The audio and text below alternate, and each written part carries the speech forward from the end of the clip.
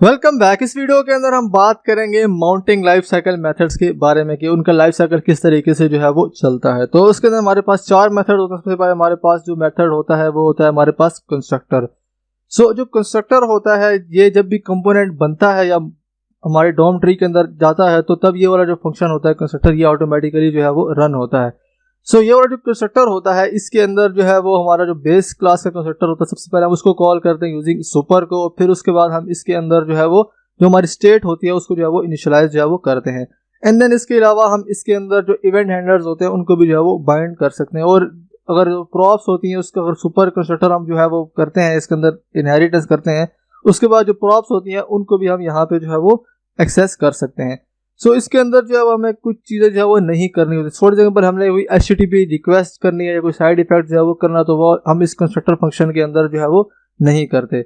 इसके बाद जो अगला फंक्शन है वो है get derived state from props. इसके अंदर जो है वो हम दो मेथड जो है वो पास होते हैं जो कि प्रॉप्स और स्टेट होता है। ये मेथड तब एग्जीक्यूट होता है जब हमारे कंपोनेंट की जो स्टेट होती है वो प्रॉप्स के ऊपर जो है वो डिपेंड करती है। मतलब हमने कोई प्रॉप्स पास की और उसकी बेसिस के ऊपर हमने स्टेट चेंज करनी है तो फिर ये वाला जो फंक्शन होता है ये एग्जीक्यूट जो है वो होता है।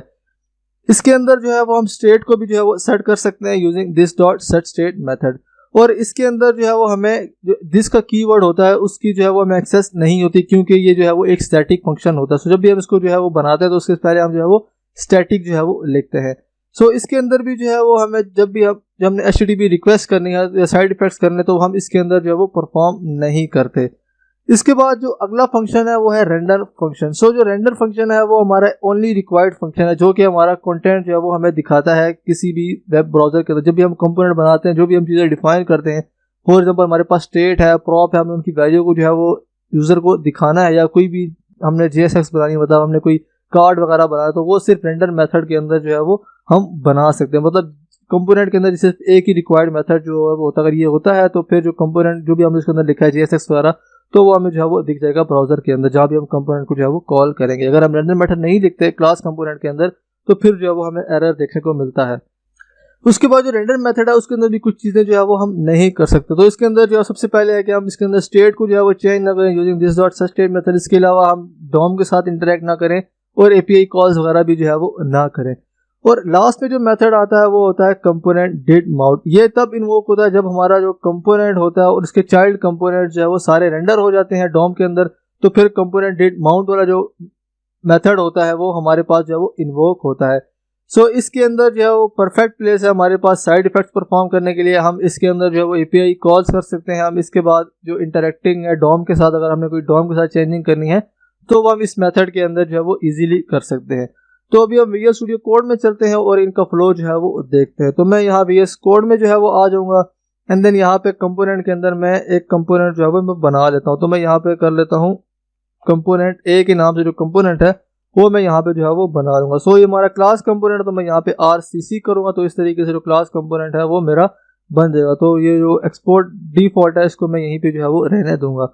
तो सबसे पहले जो हमारा फंक्शन होगा वो यहाँ पे कंस्ट्रक्टर होगा। तो उसके लिए मैं यहाँ पे लिख लेता हूँ rconst। तो हमारा जो कंस्ट्रक्टर होगा वो हमारे पास इस तरीके से जो है वो आ जाएगा। तो भी हम यहाँ पे स्टेट डिफाइन नहीं करते, हम सिर्फ इसका ऑर्डर ऑफ जो एग्जीक्यूशन है वो यहाँ पे जो है वो देखेंगे। तो उसके लिए सिंपली मैं यहाँ पे कर लेता हूँ console.log एंड देन यहाँ पे मैं लिख लेता हूँ कंस्ट्रक्टर एंड देन उसके बाद यहाँ पे जो हमारा कंपोनेंट है कंपोनेंट A।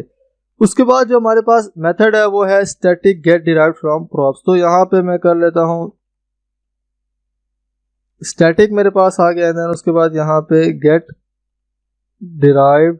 इसके अंदर जो है वो हम जो हमारी स्टेट होती है वो प्रॉप्स होती है वो हम इसके अंदर जो है वो पास करते हैं। तो मैं यहाँ पे कर लेता हूँ स्टेट मेरे पास जो है वो आ जाएगी। हम इसके अंदर जो है वो स्टेट ले लेंगे और एज अ प्रॉप हमें जो चीज़ें पास करनी है वो हम इसके अंदर जो है वो पास करवा सकते हैं। सिंपली इसके अंदर हम console.log जो है वो कर लेते हैं console.log एंड देन उसके बाद यहाँ पे गेट डिराइव्ड स्टेट मैंने सही लिखा, मैं चेक कर लेता हूँ एक दफ़ा। तो हमारे पास यहाँ पे है get derived state from props. तो इसके अंदर जो है वो हम स्टेट और प्रॉप्स जो है वो यहाँ पे पास करते हैं। इसके अंदर जो है वो हम सिंपली console.log करवा लेते हैं। तो यहाँ पे ये जो फंक्शन है इसका मैं यहाँ से नाम कॉपी कर लेता हूँ एंड देन यहाँ पे पेस्ट कर लूँगा और उसके बाद यहाँ पे कंपोनेंट A जो है मैं इसके अंदर जो है उसके साथ लिख लूँगा। उसके बाद जो हमारा अगला फंक्शन होता है वो होता है रेंडर फंक्शन। तो इसके अंदर भी सिंपली हम console.log ही जो है वो लिख लेते हैं। अभी सिर्फ हमने ऑर्डर ऑफ एग्जीक्यूशन चेक करना है तो यहाँ पे इसके अंदर रेंडर एंड देन उसके बाद यहाँ पे कंपोनेंट A।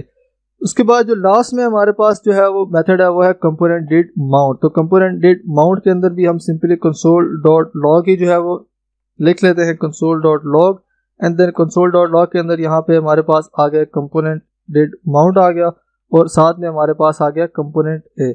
सो इसको अंदर जो है वो हम कंपोनेंट ए भी जो है वो साथ में लिख लेंगे। सो अब हमने इस कंपोनेंट को जो है वो कॉल करना है अपने app.js के अंदर। तो सिंपली मैं यहाँ पे आ जाता हूँ, इसको यहाँ पे हम जो है वो कॉल करवा लेते हैं कंपोनेंट ए, और आपने मेक श्योर करना है कि आपने इसको जो है वो ऊपर इंपोर्ट भी करना है। सो इसको मैं जो है वो सेव करता हूँ, एंड देन मैं अपने ब्राउज़र में जाऊँगा। तो यहाँ पे उसके बाद मैं अपना जो कंसोल है उसको मैं यहाँ पे जो है वो खोलूँगा। तो मैंने जो कंसोल है वो यहाँ पे खोल लिया। तो यहाँ पे आप देख सकते हैं कि यहाँ पे हमारे पास आ गया कंस्ट्रक्टर, रेंडर, कंपोनेंट ए, और उसके बाद कंपोनेंट डिड माउंट। तो हमारा यहाँ पे जो गेट डिराइव्ड स्टेट वाला जो मेथड है वो यहाँ पे जो है वो हमें शो नहीं हो रहा, मतलब get derived state from props. So इसके अंदर जो है वो हमें रिटर्न भी कुछ करवाना होता है। तो अभी लेट्स से कि हम यहाँ पे रिटर्न नल जो है वो करवा देते हैं। तो मैं यहाँ पे कर लेता हूँ रिटर्न नल। तो इसको मैं दोबारा से सेव करूंगा। सो यहाँ पे आप देख सकते हैं कि यहाँ पे जो get derived state from props है वो भी यहाँ पे जो है वो आ गया। तो हम इसको कॉल करें तो हम यहाँ पे रिटर्न नल भी जो है वो हमें करवाना पड़ेगा। तो फिर हमें यहाँ पे जो है वो शो होगा। तो यहाँ पे सबसे पहले हमारे पास आ गया कंस्ट्रक्टर, उसके बाद यहाँ पे get derived state from props, and then render component, और फिर component did mount. So let's say कि हमारे पास एक चाइल्ड कंपोनेंट है, एंड देन यहाँ पे चाइल्ड कंपोनेंट भी हम इसके अंदर जो है वो शो करवाते हैं। तो उसके लिए मैं यहाँ पे एक और कंपोनेंट जो है वो बना लेता हूँ कंपोनेंट बी के नाम से। सो कंपोनेंट बी के नाम से जो कंपोनेंट है वो मेरा यहाँ पे जो है वो बनेगा। तो अपनी आसानी के लिए जो कोड मैंने इसके अंदर लिखा है कंपोनेंट ए के अंदर, इसको मैं यहाँ से कॉपी कर लूंगा, एंड देन यहाँ पे जो है वो पेस्ट कर दूंगा। सिंपली जहाँ पे कंपोनेंट ए हमारे पास है तो मैं यहाँ पे कर लूंगा कंट्रोल डी। तो यहाँ पे जो कंपोनेंट ए लिखा हुआ यहाँ पे जो सिलेक्ट हो जाएगा, यहाँ पे मैं कर लेता हूँ कंपोनेंट बी। इसी तरह यहाँ पे भी जो console.log के अंदर है यहाँ पे कंट्रोल डी आपने दबाना है। अगर आप VS कोड के अंदर, तो यहाँ पे जो जितने भी डुप्लीकेट होंगे वो यहाँ पे जो है वो सिलेक्ट हो जाएंगे। तो यहाँ पे कंपोनेंट बी जो है वो यहाँ पे आ गया। सो इसके बाद जो कंपोनेंट है उसको मैं अपने कंपोनेंट ए के अंदर जो है वो यहाँ पे जो है वो ऐड कर लेता हूँ कंपोनेंट बी को।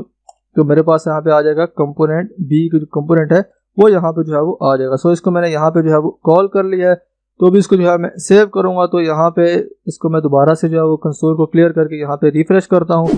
तो यहाँ पे आप देख सकते सबसे पहले हमारे पास कंस्ट्रक्टर कंपोनेंट है, फिर get derived state from component है, देन उसके बाद यहाँ पे हमारे पास आ गया रेंडर कंपोनेंट है।